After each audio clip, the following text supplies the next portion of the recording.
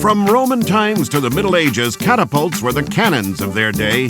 Now they're used for firing cars over the English countryside. Dive for shelter!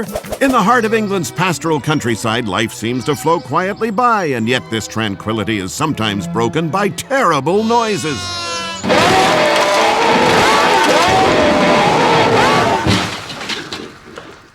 You will have noticed that the fields are not reserved exclusively for the sheep. There he is, the village troublemaker who's responsible for all the pandemonium and surrealism.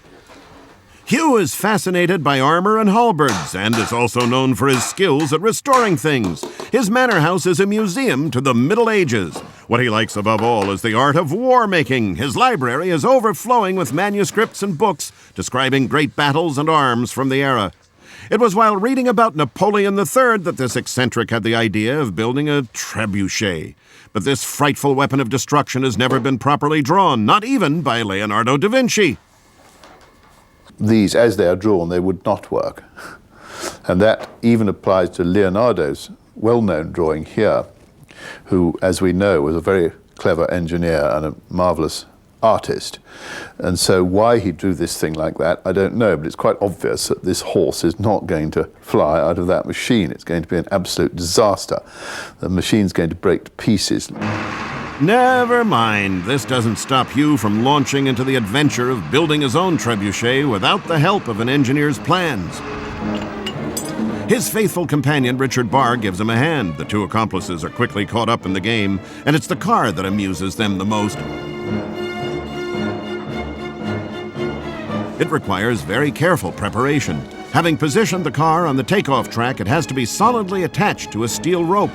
Hugh doesn't trouble himself about making a few holes around the motor. He knows it's the most solid part of the vehicle and won't disintegrate at takeoff. All that remains is to lower the top of the arm at the end of which the car is fixed. At the other end is a counterweight weighing several tons, which acts as a balancing pole. The trigger is engaged. Hugh gives the start signal. Right. Okay. Ready? The tractor frees the arm and the trebuchet starts moving. Tough luck for the sheep.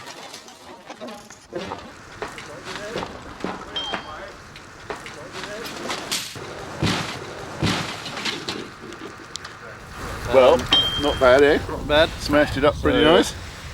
It won't drive again anyway, I don't think. Not very well, no. But, no, that's fair enough, isn't it? Whenever they land on their wheels, they come down a bit, you know. They sort of reduce in height, don't they? Weighing 30 tons and 20 meters high, the trebuchet was used to lay siege to enemy parcels by launching enormous stones or dead horses, which wrought devastation. Its balancing pole, a 9-ton counterweight system, grabbed objects from the ground and threw them several hundred meters at high speed. Hugh is delighted with his success, but doesn't intend to stop there. I'd like to make a bigger one, yes. But whether we'll achieve it, I don't know. And I have a feeling that it may not work, as it's all very well throwing half a ton, 1 ton.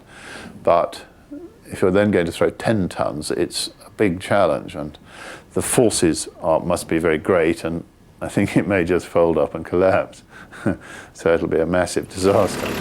As he isn't yet able to throw double-decker buses, Hugh has found a new game. Throwing a car up into the air is fun, but what do you think about a bomb?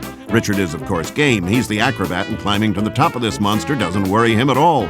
But this time, the two accomplices do have to be very careful and can't afford to make a mistake. If the barrel of 200 liters of gas did explode at takeoff, it would be a disaster.